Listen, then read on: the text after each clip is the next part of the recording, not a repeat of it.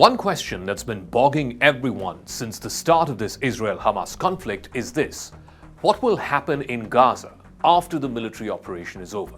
Hamas may be destroyed, at least that is the stated objective of Israel, but who or what will replace Hamas? Who will govern Gaza? Who will be responsible for both the civic and, perhaps more importantly, the security affairs of Gaza? On Crux Decode, we now have the first insight into what the Israeli government is thinking about the day after the war is over. Israel will likely maintain security responsibility over the Gaza Strip for at least some time after the war against Hamas ends. That is what Prime Minister Benjamin Netanyahu said in an interview to the American broadcaster ABC News. He said, and I quote, "I think Israel will, for an indefinite period, have security responsibility. We have seen what happens when we don't have that, the security responsibility. What we have is the eruption of Hamas terror on a scale that we could not imagine." Now, Netanyahu did not offer any details on what Israeli security oversight in Gaza would look like following the war. The fundamental objective of Israel is to cut Hamas off its knees and to make communities in southern Israel safer. Israel has insisted that it does not intend to reoccupy the Gaza Strip. Remember, Israel had unilaterally withdrawn from Gaza in 2005, but Netanyahu's comment in that interview could point to plans for what may amount to an extended military occupation of the Gaza Strip. The Biden administration has voiced its opposition to an Israeli reoccupation of Gaza. It's also warned Jerusalem that it's more likely to find itself bogged down in Gaza if it does not start drawing up a plan for who is going to govern there once Hamas is removed from power. In fact, the National Security Council spokesperson, John Kirby, was blunt about it when he said that that is not what the US intends for Israel to do, neither will it be good for Gaza or for Israel for that matter. We're having active discussions with our Israeli counterparts about what post-conflict Gaza ought to look like. The president maintains his position that a reoccupation by Israeli forces is not the right thing to do. We'll let them speak to their intentions, but we are definitely having conversations about what the post-conflict environment ought to look like and what governance in Gaza ought to look like. One thing there's absolutely no daylight on is Hamas can't be part of that equation. You can't go back to October 6th. How Israel intends to handle Gaza's post-war future is an open and a burning question.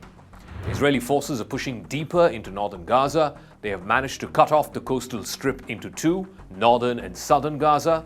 They've also managed to encircle Gaza City, which is home to more than 1 million Palestinians, many of whom had to be forcibly evacuated in the weeks right after October 7th. Gaza City is also the home base of Hamas. Israel would want to destroy Hamas infrastructure in Gaza City, which enable them to conduct repeated rocket attacks across the border.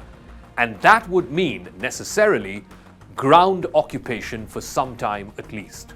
Some in Israel have said the only viable power to replace Hamas would be the Ramallah-based Palestinian Authority.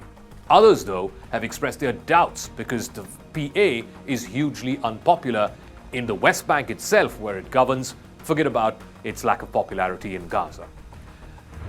The PA used to control the Gaza Strip before Hamas violently ousted it in 2007. And no one, neither in West Bank nor in Gaza, nor even in the wider Committee of Arab Nations, is willing to vouch just yet for whether the PA, led by Fatah, is stable enough or reliable enough to take control of Gaza. Since Israel withdrew its military and evacuated its settlements in Gaza about a couple of decades ago, it has faced a frequent bout of rocket attacks from Gaza into southern Israeli towns. This is combined with the threat of offensive attack tunnels that have been dug on the other side of the border. The rocket attacks, which began even before the 2005 disengagement, have expanded significantly in the last 10 to 15 years. And these have sparked a number of extended military engagements between Israel and Hamas. In fact, that's a cycle that many are eager to break.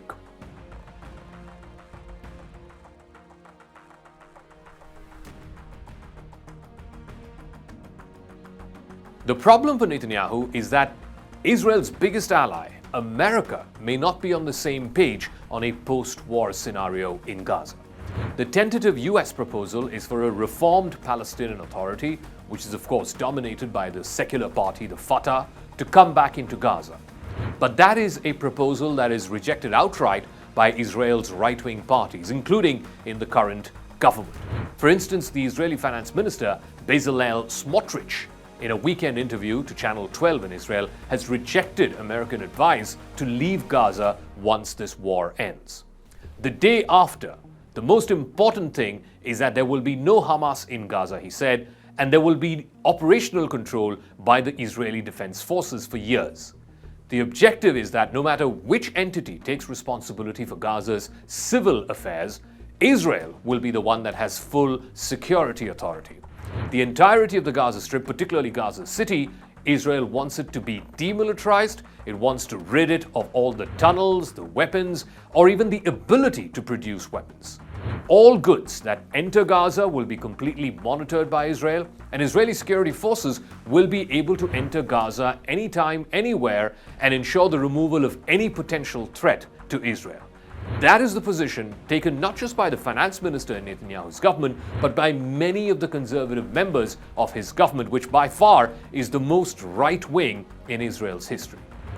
Antony Blinken, in a trip of the Arab countries, and of course he visited Israel as well this past weekend, he told a US Senate hearing last week that it would make the most sense for an effective and revitalized Palestinian Authority to have governance and ultimately security responsibility for Gaza. But he also went on to add that if we cannot do that, then there are other temporary arrangements that may include a number of other countries in the region. It could also include international agencies that provide security and governance. Fatah was pushed out of Gaza by Hamas in 2007. It was a bloody battle after losing legislative elections in 2006. Israel unilaterally left Gaza in 2005. Fatah's biggest fear is that if it took over Gaza without a clear political horizon, then it would be seen as complicit in Israeli and US violence.